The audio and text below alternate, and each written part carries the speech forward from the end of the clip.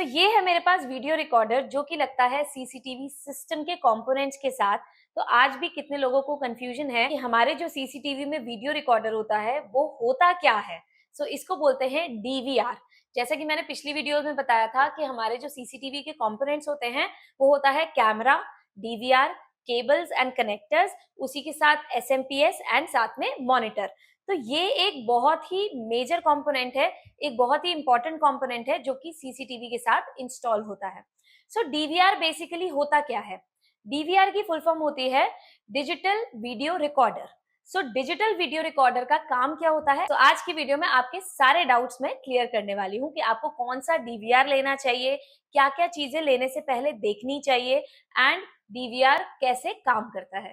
तो चलिए वीडियो को शुरू करते हैं, लेकिन चैनल को जरूर सब्सक्राइब करें। डीवीआर जो है कैमरा और मॉनिटर के बीच में इंस्टॉल होता है। ये एक मेन हब है कैमरे का जिसके अंदर सारी रिकॉर्डिंग्स होती हैं। जैसे कि मैंने आपको शुरुआत में बताया कि डीवीआर एक रिकॉर्डर है, तो रिकॉर्डर मींस इसी के अंदर सारी रिकॉर्डिंग्स होती हैं। तो सबसे पहले जो इंस्टॉल होता है वो होता है कैमरा। कैमरे के साथ जो वायर जाती है, जो कॉक्सियल केबल होती है, वो कैमरे से पास करती हुई डीवीआर के अंदर कनेक्ट होती है। देन डीवीआर से वो मॉनिटर में कनेक्ट होती है।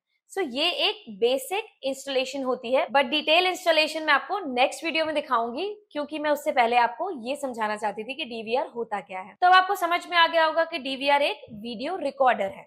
डीवीआर का काम क्या होता है? हमारे पास कुछ तरीकों के कैमराज होते हैं, जैसे कि analog cameras and IP cameras. IP cameras की बात हम करेंगे बाद में, लेकिन पहले हम बात कर लेते हैं एनालॉग कैमराज। एनालॉग कैमराज कुछ इस तरीके के कैमराज होते हैं। इसके अंदर आईपी कैमराज भी आते हैं, आप लुक्स पे मत जाइएगा, पर ये कैमरा एक एनालॉग कैमरा है। अब एनालॉग कैमरा जो भी वीडियो को रिकॉर्ड करता है उसके सिग्नल्स वो डीवीआर के अंदर भेजता है, लेकिन वो जो सिग्नल्स होते हैं वो एनालॉग सिग्नल्स में वो वाली रिकॉर्डिंग्स को वो भेजता है। अब डीवीआर इन सिग्नल्स को डिजिटल सिग्नल्स में कन्वर्ट करता है एंड अपनी हार्ड डिस्क के अंदर स्टोर कर लेता है। अब ये मेन डीवीआर का काम होता है। डीवीआर का सिंपल काम सिर्फ यही है। अब हम बात करते हैं कि कितने तरीके के डीवीआर आते हैं। वैसे तो डीवीआर काफी तरीके के आते होंगे, लेकिन मेन 3 तरीके के डीवीआर आते हैं। सबसे पहला आता है एम्बेडेड डीवीआर, या फिर इसको हम बोलते हैं स्टैंडर्ड डीवीआर। जो मेरे पास है ये उसी तरीके का डीवीआर है।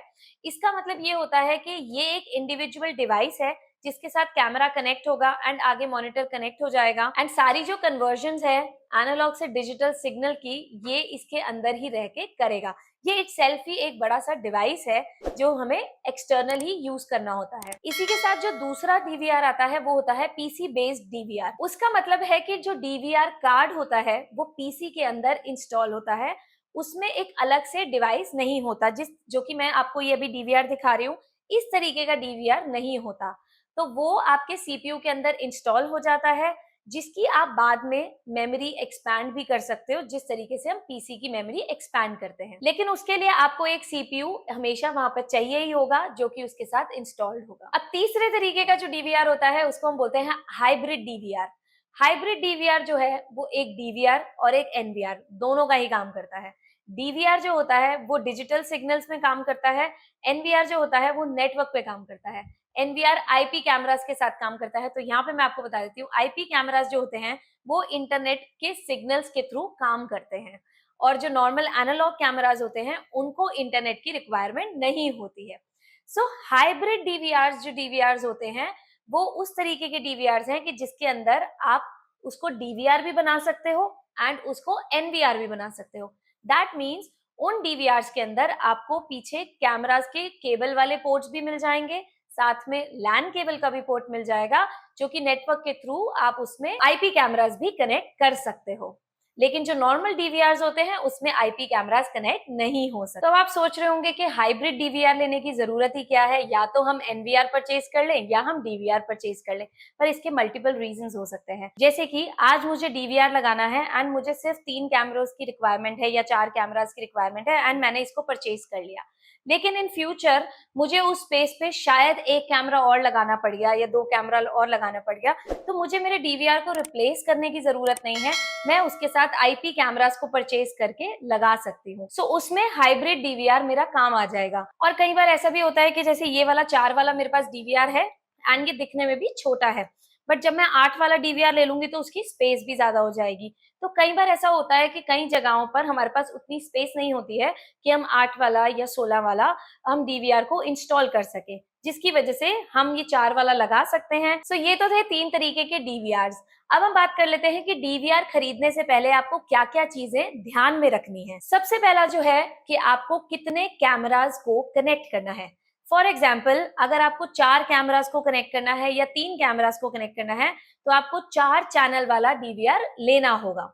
या फिर आपको इससे ज्यादा लेने हैं तो 4 के बाद 8 वाला आता है, 8 के बाद 16 वाला आता है, इस तरीके से 32 वाला भी आता है। तो ऐसे मल्टीप्लाई होते चले जाते हैं, डबल डबल डबल, इस तरीके से डीवीआर मार्केट में अवेलेबल है। तो अगर आपको 5 कैमरास लगाने हैं तो आपको 8 वाला ही डीवीआर लेना पड़ेगा। उसी के साथ दूसरा जो फैक्टर आपको देखना है कि आपको एफपीएस देखना है, दैट इज फ्रेम पर सेकेंड, कि आपका डीवीआर क्या प्रोवाइड करवा रहा है। अब कैमरे का काम तो होता ही है कि अच्छी वीडियो को रिकॉर्ड करना, लेकिन यहाँ पर डीवीआर का भी रोल है, कितने फ्रेम पर सेकेंड वो रिकॉर्डिंग को एक्सेप्ट कर रहा है अपने अंदर। तो एफपीएस फ्रेम पर सेकेंड यही होता है, एक सेकेंड में वो उस वीडियो के कितने फ्रेम्स को एक्सेप्ट कर पा रहा है, उसी हिसाब से आपको वीडियो क्वालिटी आगे मिलेगी। जैसे कि अगर आप 5 एफपीएस की वीडियो रिकॉर्डिंग कर लेते हो, ये इसकी सेटिंग्स होती हैं जो आपको डीवीआर की सेटिंग्स करनी होती है, लेकिन उसमें वो फीचर अवेलेबल होना चाहिए कि वो इतने एफपीएस तक आपको सपोर्ट करेगा। जैसे फॉर एग्जांपल, अगर आपने 5 एफपीएस की रिकॉर्डिंग ऑन कर रखी है, जो कि गवर्नमेंट रूल्स के हिसाब से मिनिमम आपको इतनी रखनी ही है, तो 5 एफपीएस पे आपको अच्छी रिकॉर्डिंग नहीं दिखेगी। मैं आपको रिकमेंड करूंगी कम से कम 25 फ्रेम पर सेकेंड आपकी रिकॉर्डिंग होनी चाहिए, सो दैट आपकी क्वालिटी अच्छी आए। आजकल तो मार्केट में 60 एफपीएस वाले डिवाइसेस भी अवेलेबल हैं, लेकिन आप जितना गुड़ डालोगे उतनी लस्सी आपकी मीठी बनेगी। तो इसीलिए जिस हिसाब से आपका बजट है आप उस हिसाब से डिवाइसेस को परचेज कर सकते हैं। तीसरा फैक्टर ये है कि आपको कितने दिन की रिकॉर्डिंग इसके अंदर चाहिए। अब कितने दिन की रिकॉर्डिंग हमारी मेमोरी पे तो डिपेंड करती ही करती है, उसके अलावा हमारी वीडियो क्वालिटी पे भी डिपेंड करती है। अब मैं अगर आपको बोलूं कि आप 60 एफपीएस पे इसको रिकॉर्ड करे जाओ, 4K कैमरास होते हैं तो 4K रिकॉर्डिंग करे जाओ एवरी टाइम, तो आपकी जो हार्ड डिस्क है वो बहुत ही जल्दी फिल होने लग जाएगी। अगर आप जितनी कम क्वालिटी की वीडियोस रिकॉर्ड करोगे उतने ज्यादा दिन ये हार्ड डिस्क आपकी वीडियोस को रिकॉर्ड करती रहेगी। लेकिन ऐसा तो है नहीं कि हम खराब क्वालिटी की वीडियो को रिकॉर्ड करते चले जाएंगे जस्ट बिकॉज ऑफ स्पेस को सेव करने के लिए, या हम बहुत ही ज्यादा हाई क्वालिटी करे जाएं और स्पेस ज्यादा ज्यादा भरते जाएं। तो आपको अपनी रिक्वायरमेंट के हिसाब से देखना है कि आपको कितने एफपीएस पे या कौन सी क्वालिटी वीडियो रिकॉर्डिंग्स करनी है। इसी के साथ हम बात कर लेते हैं कि कितनी हार्ड डिस्क आपको इसके अंदर चाहिए। अब जितनी बड़ी हार्ड डिस्क इसके अंदर इंस्टॉल्ड होगी उतनी ही ज्यादा रिकॉर्डिंग्स इसके अंदर रिकॉर्ड हो पाएंगी। सो आप इसके अंदर 1 टीबी की हार्ड डिस्क वाले ले सकते हो या 2 टीबी वाले ले सकते हो, या और भी बड़ा ऐसे हार्ड डिस्क के हिसाब से आप इसको ले सकते हो। उसके साथ आपको इसके अंदर से रिकॉर्डिंग्स को कैसे ट्रांसफर करना है वो चीज भी आपको देखनी है। जैसे कि फॉर एग्जाम्पल ये वाला जो डीवीआर है इसके अंदर एक यूएसबी पोर्ट दिया हुआ है, यूएसबी पोर्ट के थ्रू हम इसकी रिकॉर्डिंग्स को ट्रांसफर कर सकते हैं। इसके अंदर और भी ऑप्शंस आते हैं, जैसे आप वायर के थ्रू भी कर सकते हो या आप इसको नेटवर्क के थ्रू भी कर सकते हो, जो कि एनवीआर में भी अवेलेबल होते हैं। साथ ही में आपको देखना है कि आपको इसके साथ कितने मॉनिटर्स को लगाना है। कभी कभी ऐसा होता है कि हमें 4-5 मॉनिटर्स अलग अलग जगह पे इंस्टॉल करने होते हैं सेम कैमरे के साथ, कि काफी सारे लोग उसको देख पाएं। तो उसके लिए आपको इसके अंदर पोर्ट्स चाहिए। तो खरीदने से पहले आप ध्यान रखें कि आपके डीवीआर में कितने मॉनिटर्स को कनेक्ट करने के पोर्ट्स अवेलेबल हैं। अगर आपको ज्यादा मॉनिटर्स के करने हैं तो आपको ज्यादा पोर्ट्स वाला डीवीआर परचेज करना होगा। और लास्ट चीज, अगर आपको ऑडियो की भी रिक्वायरमेंट है, जो कि कैमरे में आपका माइक इंस्टॉल हो जाएगा, जो कि डीवीआर के थ्रू आप उस रिकॉर्डिंग को ले सकते हैं, तो उसमें भी आप चेक कर लें कि आपके पास audio out and audio in का पोर्ट अवेलेबल है या नहीं है। तो अब मैं आपको अपना डीवीआर दिखा देती हूँ कि इस टाइम पे मैं जो डीवीआर यूज कर रही हूँ उसके पोर्ट्स किस तरीके से नजर आते हैं और इसमें कौन कौन से पोर्ट्स हैं। इसके अंदर यहाँ पर 1 2 3 4 4 बीएनसी पोर्ट्स दिए हुए हैं। ये 4 चैनल वाला है, तो इसमें 4 कैमरास इंस्टॉल हो सकते हैं। साथ में यहाँ पर 2 ये वाले पोर्ट्स दिए हुए हैं, ये ऑडियो के पोर्ट्स हैं, इसमें audio in and audio out. उसी के साथ यहाँ पर वीडियो के मॉनिटरिंग के लिए यहाँ पर एक HDMI पोर्ट दिया हुआ है, जो कि मॉनिटर के साथ कनेक्ट होगा एंड आप HD क्वालिटी में रिकॉर्डिंग्स को देख पाओगे। साथ में यहाँ पर एक VGA पोर्ट भी दिया हुआ है। अगर आपको VGA के थ्रू इसको ट्रांसफर करनी हो रिकॉर्डिंग, तो आप वो भी कर सकते हो। मॉनिटर्स के अंदर VGA पोर्ट भी होता है, वो तो होता ही है, बट आजकल न्यू मॉनिटर्स के अंदर HDMI पोर्ट भी अवेलेबल है। सो HDMI से करोगे तो अच्छी क्वालिटी आएगी, VGA से करोगे तो उतनी क्वालिटी नहीं आ पाएगी। ये VGA पोर्ट हमारे कंप्यूटर्स में पहले आया करता था, बट आज की डेट में ज्यादातर HDMI पोर्ट ही देखने को मिलता है, जिससे कि क्वालिटी बहुत ज्यादा अच्छी आती है, HD क्वालिटी आती है। और साथ में यहाँ पर एक लैन का पोर्ट दिया हुआ है। अगर मैं इसके अंदर लैन कनेक्ट कर दूंगी पूरे सेटअप के अंदर, तो मैं अपनी मोबाइल एप्लीकेशन से रिकॉर्डिंग्स को या फिर लाइव कैमरे को भी मॉनिटर कर सकती हूँ। तो उसके अंदर मैं जो यूज करती हूँ, एक super live plus application use करती हूँ, जो कि आप स्क्रीन पे देख पा रहे होगे। इसके अंदर मैंने अपने ऑफिस में, अपने घर में जो कैमराज इंस्टॉल किए हुए हैं, वो मैं एप्लीकेशन के थ्रू देखती रहती हूँ। साथ में यहाँ पर एक USB पोर्ट दिया हुआ है, जो कि मैंने आपको बताया कि डेटा ट्रांसफर करने में यूज होता है। तो यहाँ पर आप USB लगा सकते हो एंड डेटा को ट्रांसफर कर सकते हो।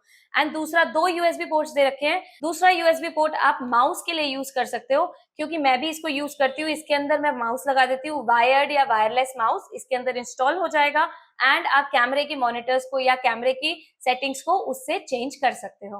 साथ में यहाँ पर एक पावर का है, इसमें आपका पावर अडेप्टर लग जाएगा। सो आई होप आपको बहुत ही अच्छे से क्लियर हो गया होगा कि DVR क्या होता है एंड DVR खरीदने से पहले आपको क्या क्या चीजें देखनी है। अब नेक्स्ट वीडियो में मैं कोशिश करूंगी कि आपको इंस्टॉलेशन दिखा दूं कि इंस्टॉलेशन आपको करनी कैसे है।